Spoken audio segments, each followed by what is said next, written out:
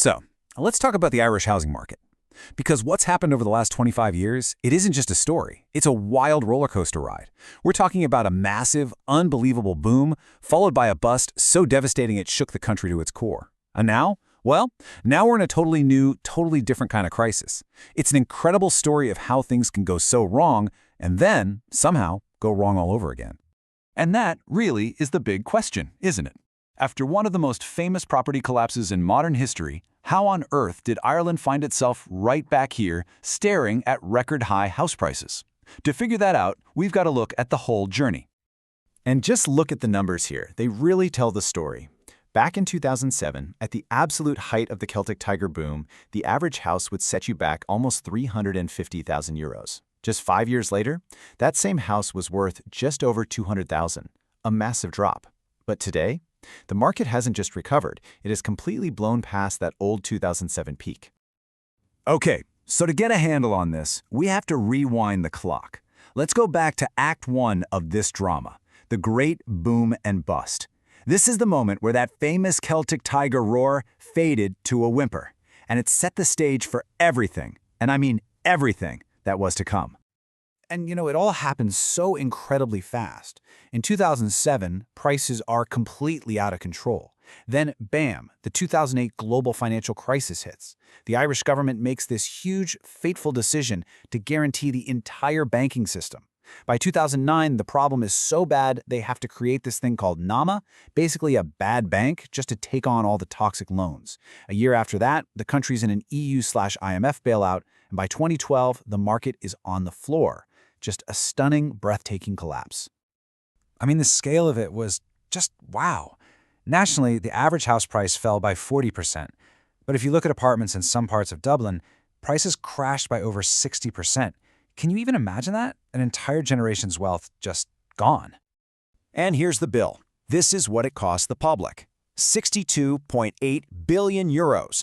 That was the direct cost to taxpayers to bail out the banks. For a small country, that is a staggering amount of money. And it left a scar of public debt that lasted for years. And if you really want to grasp how bad the banking problem was, get this.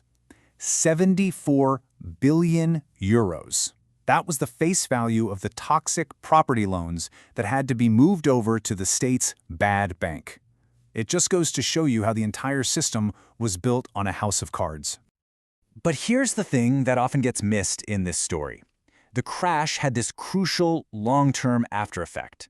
It cast this deep, dark shadow over the entire construction industry, which led to what people now call the lost decade of building.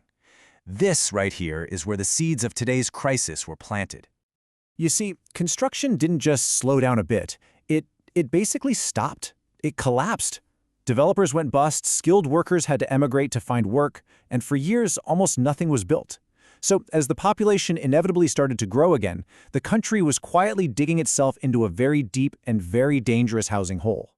And you can see that hole right here. It is just stark.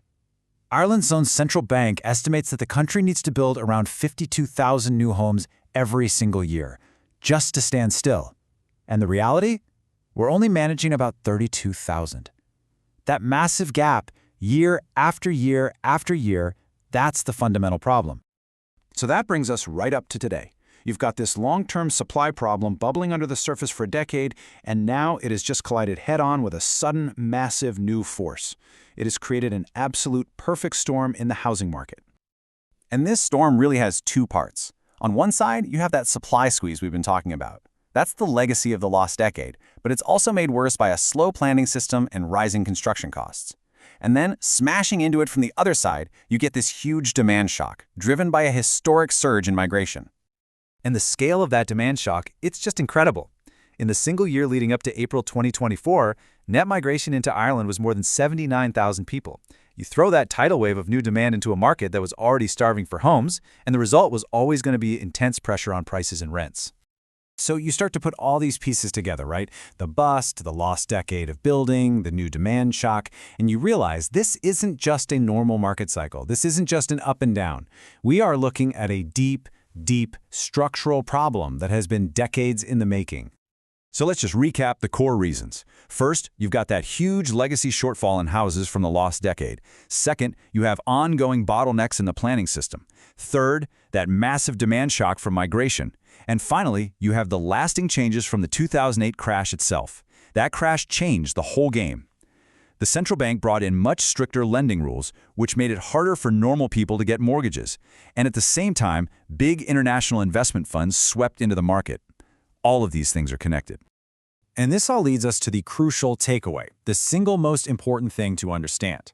As many analysts have concluded, this housing shortage is structural, not cyclical. It's not something that's just going to fix itself if we wait for the market to cool down. It is a fundamental mismatch between the number of people who need a home and the country's ability to provide one. And that leaves us with one final, very difficult question. What on earth does it take to fix a problem that runs this deep?